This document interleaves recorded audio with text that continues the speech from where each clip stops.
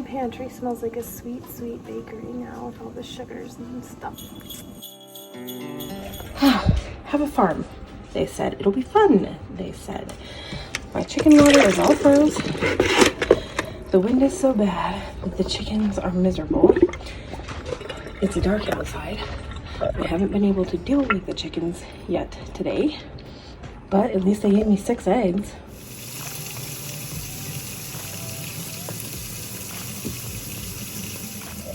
Okay, I have some warmish water. I'll flip it over when I carry it because it'll make a mess. Put some green beans out of the freezer. But I just moved, I guess some of them are still frozen in the center, but I thought maybe some warmish green beans would be nice for them. Then I'm going to fill this box up with some wood chips from there, or wood shavings, to put down in their coop, and then I'll take you out there, but you probably won't be able to hear me because it's so windy. Okay, so you can see it's kind of pointless the amount of wood shavings I put down here because you can hardly tell, but they might be able to get some use out of that.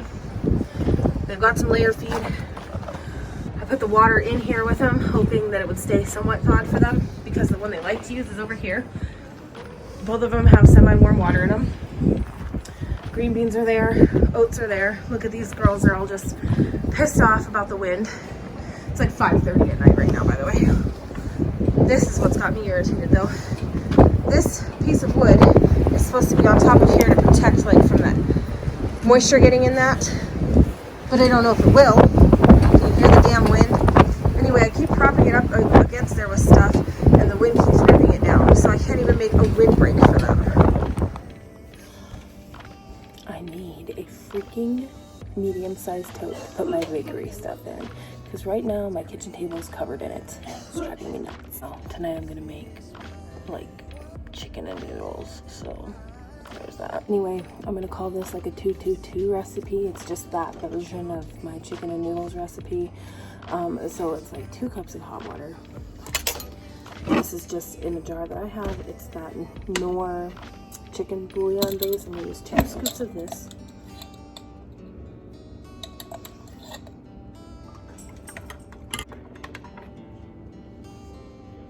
Put it in the pot. Probably gonna have 2 more cups of hot water, which this second edition probably didn't have to be hot. I just like the first time to be hot so that the granules dissolve. I have 2 frozen boneless skinless chicken breasts. Ideally they would be like free range, fresh chicken we raised, but that's not my life right now, so that's what we have. I just have like a 5-pound bag of them, and it makes things easy. I'm gonna put the lid on that and let it start to simmer, and I'm gonna cut up 2 big potatoes and 2 stalks of celery. Ooh, that celery is mushy on the end. It's because I don't keep it in the fridge. I keep it in a jar of water on the counter because it stays fresher longer. But I'll probably give that piece of the chickens and start a different one. But anyway, and then I'll use like a handful of diced onions, and then I just like to get these mixed frozen veggies, and then I just put a couple handfuls of that in there. And a pan of either cream of chicken, or I have this cream of mushroom with roasted garlic. My mom got me hooked on that. When the chicken cooks, we'll shred it, and then these potatoes are actually going to just become like rustic peel-on mashed potatoes. And then we'll get to the pinch noodle recipe in a bit.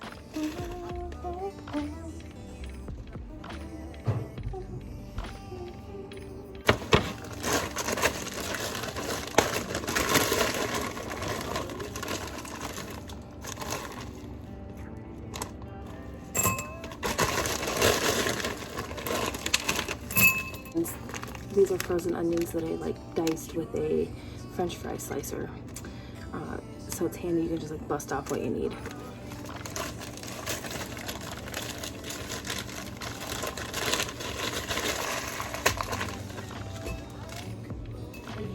Minced garlic.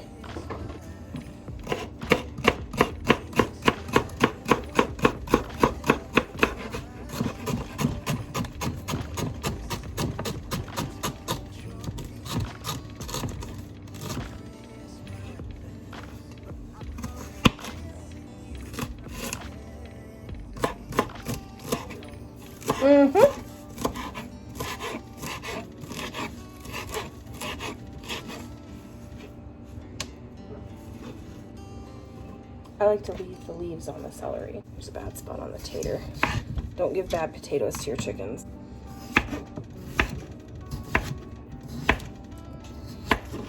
Just need to rough chop them. I don't know what I'm doing here.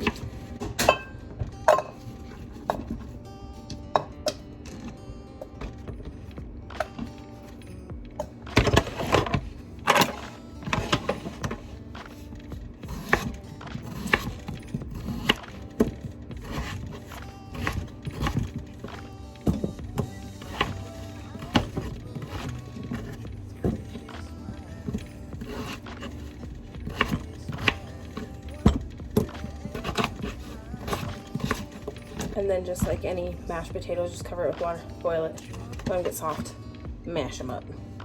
That's all we're doing there, nothing special. I just only take the peels off potatoes for special occasions because I'm lazy. So my pinch noodle recipe is 2 cups of flour, 4 large eggs, a teaspoon of salt, and then the boiling water. Well, I am going to do half that because we're just making a small, quick batch. So you just like knead the 2 cups, or the 1 cup in this case, of flour and the 2 eggs together with the salt for flavor, and then make a ball and then pinch off little pieces. I'll show you, and we'll drop them in the boiling water. It'll be the last thing to go in, and we'll boil that for like 15 to 20 minutes, and dinner will be served. So it's just a rough 1 cup of flour. Be sure to get it all over yourself. And then here on the farm, we crack our eggs into a custard dish separately first, just in case there's any surprise. In case there's any surprises. And then we give her a smell. And if it's fine, we dump her in.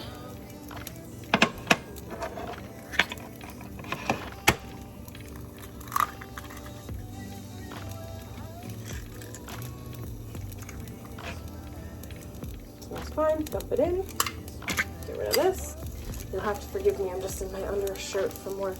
It's cold, cold, cold outside, but my dude has it nice and warm inside, so that's how that is. And then just Mr. Dinosaur with the salt. I like to use this stuff called real salt if I don't have it. I either use pink Himalayan rock salt in my grinder or real salt with it. It's this stuff. It's super awesome. Anyway. You could do it with your hands, but I've got these freaking claws on and I don't like it getting stuck up under there, so I'm going to use this that my mom gave me. It's a Swedish whisk. And it's so awesome for different kinds of doughs, but we're just going to beat our ingredients together until they form a dough ball. And then we'll put it in the fridge, and when it's time, we'll just pinch them off as we go into the water. Sorry.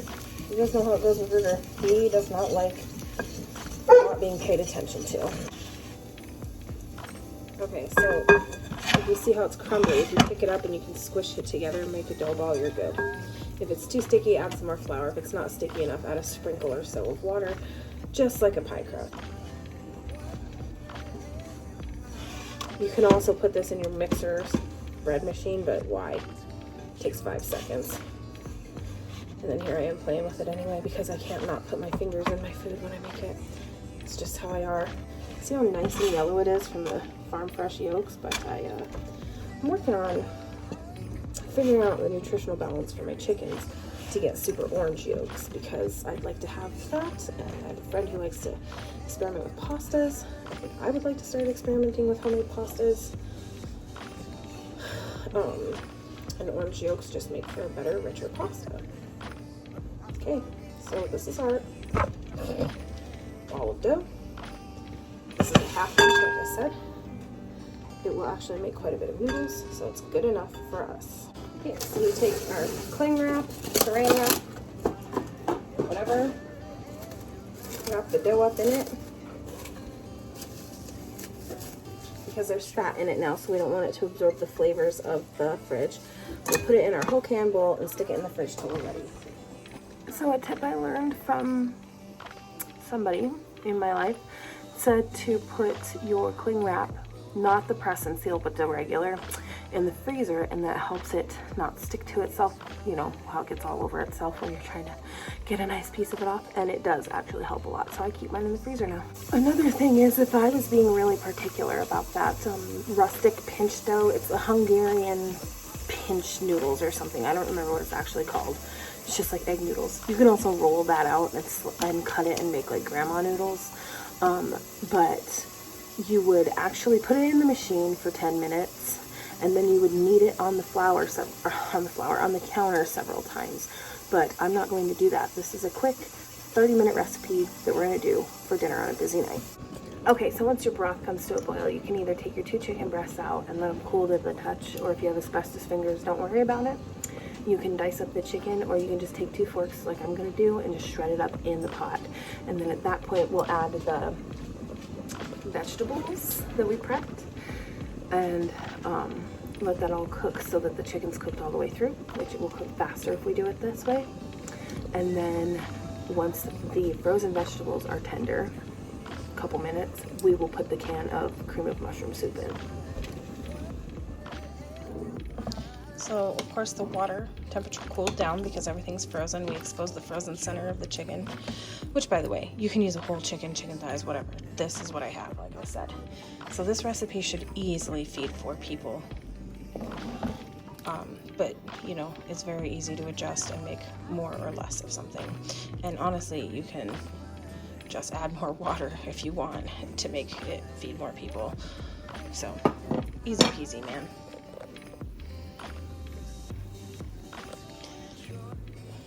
You like how gracefully I did that? I'll scrape that out with a rubber scraper, mix it all in. Okay, and you know, you can do this with all kinds of different vegetables. This is just the simplest and the most like traditional. Oh, there are peas in this mix. Nope, I'm crazy. What are these? Peas. Okay, well, awesome, cool, beans.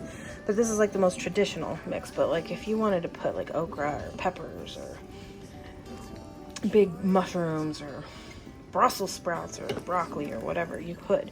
You could even use like the cheesy, that creamy cheesy soup instead of the cream of mushroom or cream of chicken, and make like a chickeny broccoli cheese type deal. It's just like a really easy recipe to modify to make a quick dinner.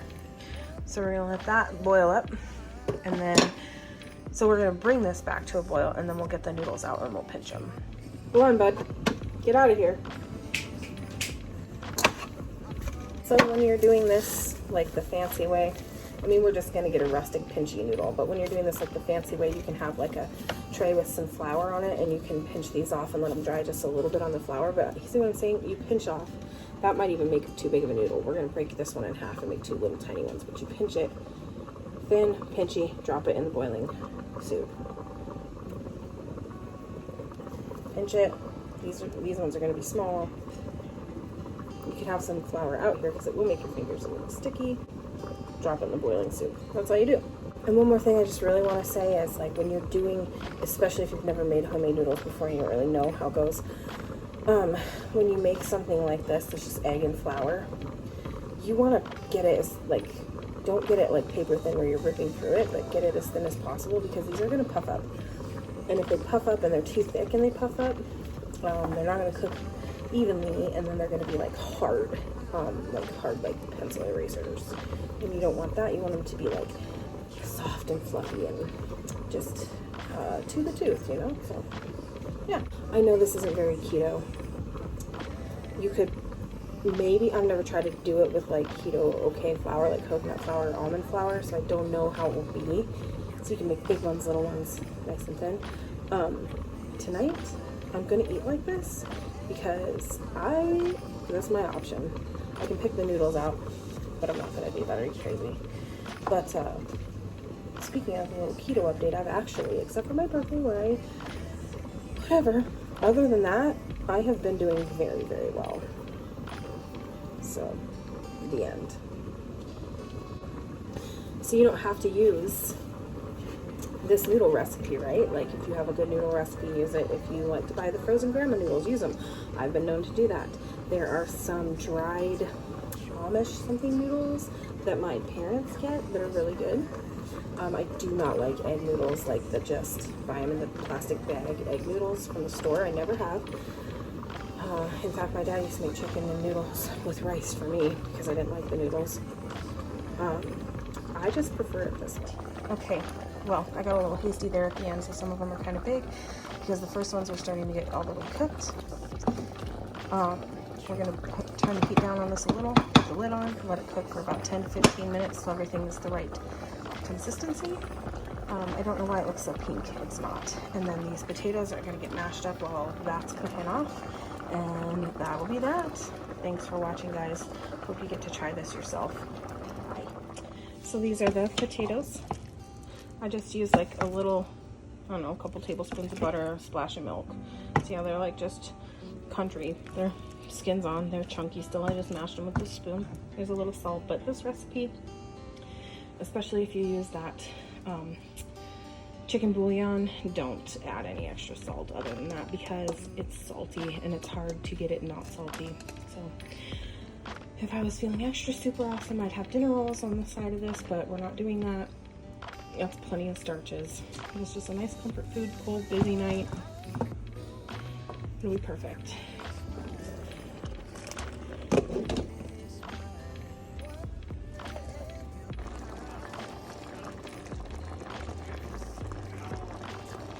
Haha, you have to listen to them playing in the other room.